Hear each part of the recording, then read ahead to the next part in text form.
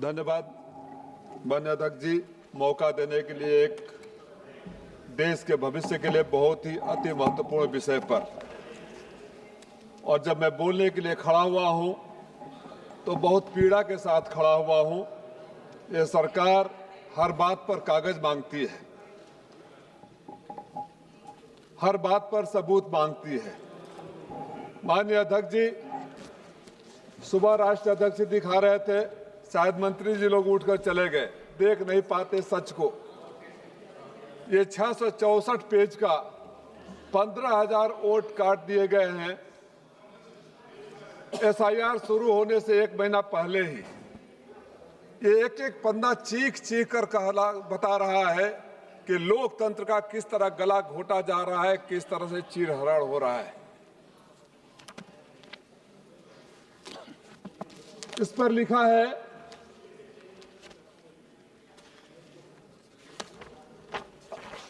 application for the deletion has been accepted.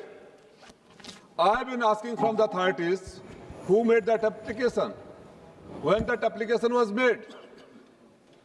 कोई जवाब नहीं आया। मैं जिले के अधिकारी को लिखा, मैंने चुनाव आयोग को लिखा। मेरे घर से 5वां मकान है, मुख्य चुनाव आयुक्त का कार्यालय है, चुनाव आयोग का हेडक्वार्टर है।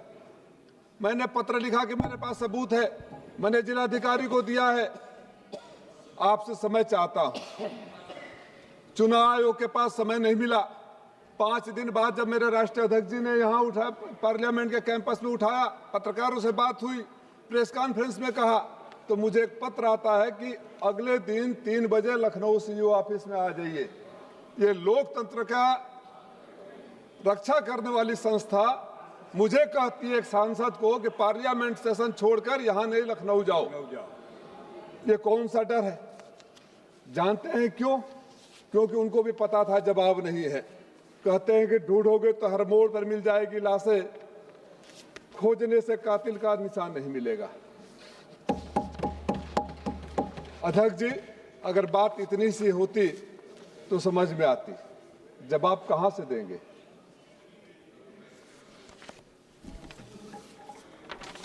ये एक पन्ना है, एक सिर्फ नमूना है। इसमें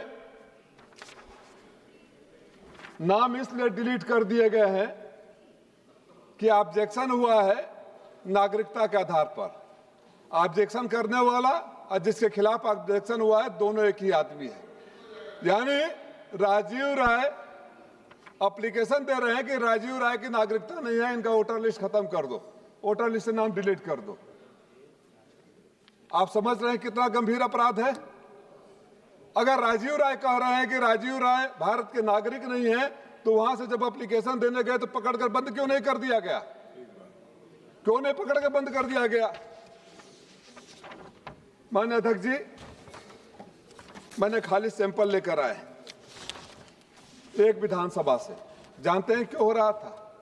वहां के हमारे विधायक की सदस्यता एक कोर्ट के आधार पर घंटों में रद्द कर दी गई, क्योंकि बीजेपी के नहीं थे ना। बीजेपी के होते तो चलता, आखिरी समय तक चलता। और जल्दीबाजी में चुनाव कराना था तो एसआईआर से पहले एक एसआईआर करा दिया गया। मुझे याद है जब सुप्रीम कोर्ट में मुकदमे चल रहे थे तो एक याचिकाकर्ता ने, जिनको मुर्दा बता दिया गया था बिहार में, जिंदा लोगों को लाकर खड़ा कर दिया। मैं आपसे संरक्षण चाहता हूं, मुझे ट्रेन बुक करवा दीजिए, मैं ट्रेन के ट्रेन लोकतंत्र के इस मंदिर में लाकर खड़ा नहीं कर दिया, इस्तीफा दे दूंगा। जो मरा हुआ आपने घोषित कर दिया है। ये लोकतंत्र का चिरहरण हो रहा है, मजाक हो रहा है, और बड़ी बड़ी बातें की जाती है। माननीय अध्यक्ष जी, चुनाव होते हैं, चुनाव से पहले बड़ी बड़ी बातें की जाती है। चुनाव खत्म, उन बातों को खत्म कर दिया जाता है। एक और समस्या आ रही, आप भी अपने इलाके में झेल रहे होंगे। 2003, यहाँ विद्वान लोग बैठे हैं, हमारे नेता भी यहाँ बैठे, हम गए थे यूनाइटेड नेशन में, तो वकील भी है। चुनाव आयोग का क्या काम है?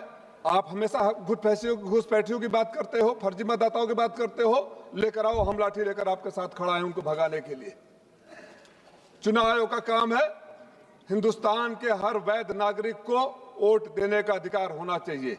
वो सिंपल सा फार्मूला होता है कि अगर आपका नाम पिछले वोटर आईडी में है तो आप दिखाइए आप हैं वहां उपस्थित है, आप वोट डालिए। नहीं है तो सबूत दिखाइए कि आप जिंदा हैं, यहीं रहते हैं और भारत के नागरिक है, आपका वोटर लिस्ट में नाम पड़ेगा। अगर आपका नाम 2 जगह है तो आप कटवा लीजिए, नहीं तो आपके ऊपर मुकदमा होगा। खैर वो मुकदमा किसी और के ऊपर हुआ। भाजपा के बड़े बड़े नेता दिल्ली के चुनाव के बाद उंगली दिखाते हैं, देखो देखो मैंने दिल्ली में वोट दे दिया, लोकतंत्र की रक्षा कर दिया।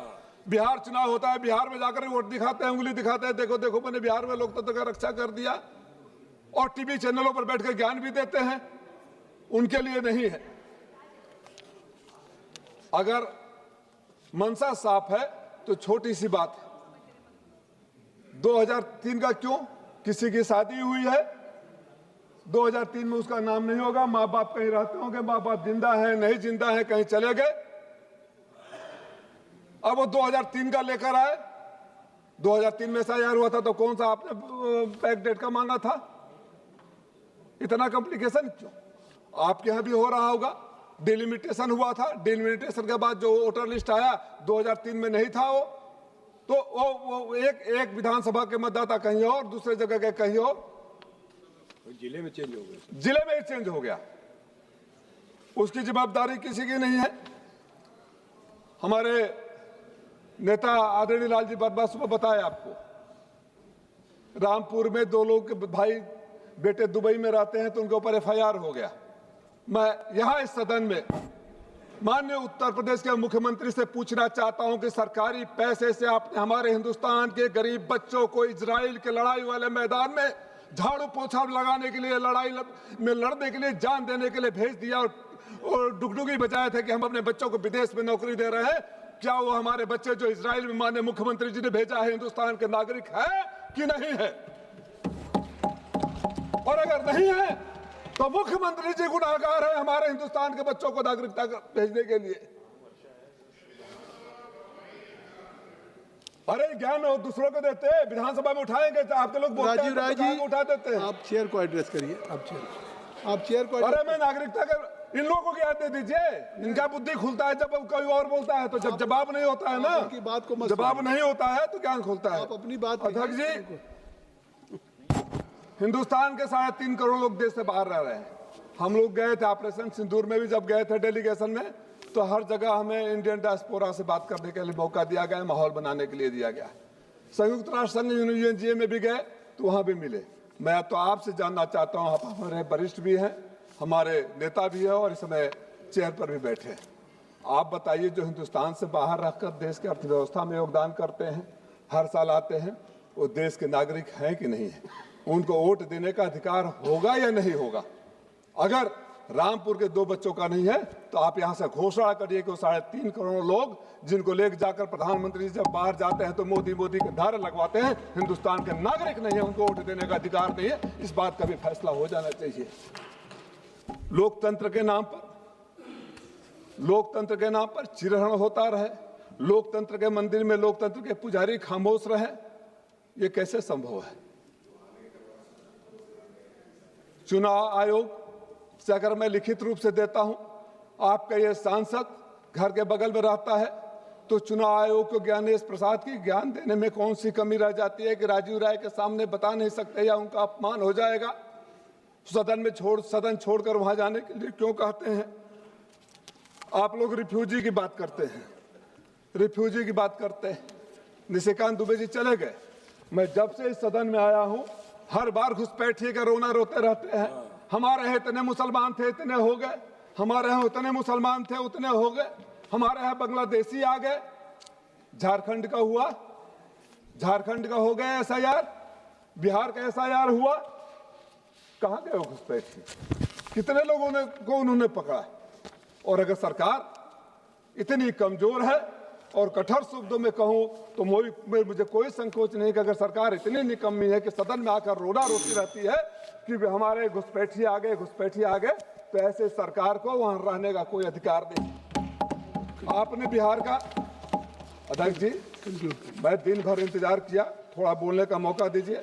मैं आपके लिए भी बोल रहा हूं, जो आप नहीं बोल सकते वो बात मैं भी बोल रहा हूं। समय की बात मेरी है वो आपकी भी है। आपकी पार्टी से समय की बात है, 10 मिनट आपका हो गया। 10 मिनट कैसे हुआ? अरे अरे अध्यक्ष जी, हमारे सामने अरे थोड़ा अपने कोटे से टाइप दे दीजिए मुझे। 1 मिनट कर सबूतों को लेकर आया हूं। ये नाम डिलीट कर दिए गए। मैं, मेरे ही परिवार के लोग जो दिन रात मेरे साथ रहते हैं, उनके नाम डिलीट कर देंगे। मैं आपसे जानना चाहता हूं कि लोकतंत्र के मंदिर में इस कुर्सी पर बैठे हैं, क्या सरकार को निर्देश देंगे कि इसकी जांच होनी चाहिए? और जिन अधिकारियों ने जिंदा लोगों को मरा घोषित कर दिया बिना पूछे बैठकर, और ये भी बता दीजिए कि जहां से डिलीट किया जाता है उसका ऑफिस दिल्ली के भाजपा IT सेल के पास है, या वो पासवर्ड जिले में और मुख्यमंत्री के ऑफिस में दे दिया जाता है कि बैठे बैठे application has been received and request has been accepted, your name has been deleted. जांच होगी कि नहीं होगी? जांच होगी या नहीं होगी? मैं ये जानना चाहता हूँ। राष्ट्रीय माननीय अध्यक्ष जी, कुछ और बातें हैं, कृपया संक्षिप्त करिए, खत्म करिए। कुछ और हो गई, आपकी सारी बातें आ गई। अभी कहा सारी बात आगे, बात तो इतनी है कि घंटों कम पड़ जाएंगे, और चूंकि मैं आपकी पीड़ा भी बोल रहा हूँ इसलिए थोड़ा सा और टाइम दीजिए। हमारी पीड़ा मत बोलिए आप अपनी। अरे बंद। श्री PP चौधरी जी। माननीय अध्यक्ष जी, मैं आपसे करता हूँ। 1 मिनट कंक्लूड करिए। राष्ट्रीय अध्यक्ष जी ने जो सुझाव दिए, जो हमारे अन्य नेताओं ने सुझाव दिए, LOP ने जो सुझाव दिए, समय बचाने के लिए उन सुझावों से संबंध करते हुए एक मांग सदन के गृह मंत्री, इस सरकार में गृह मंत्री से करता हूं कि जब सदन में जवाब देने आए तो जो मैंने ये दिखाया है कि लोकतंत्र के चेहरे पर काली पोतती हुई एक काली लाइन, चौधरी जी इसका जवाब जरूर दें और उन अधिकारियों के खिलाफ कार्रवाई। श्री PP चौधरी जी। धन्यवाद सभापति महोदय, मुझे आपने बहुत ही महत्वपूर्ण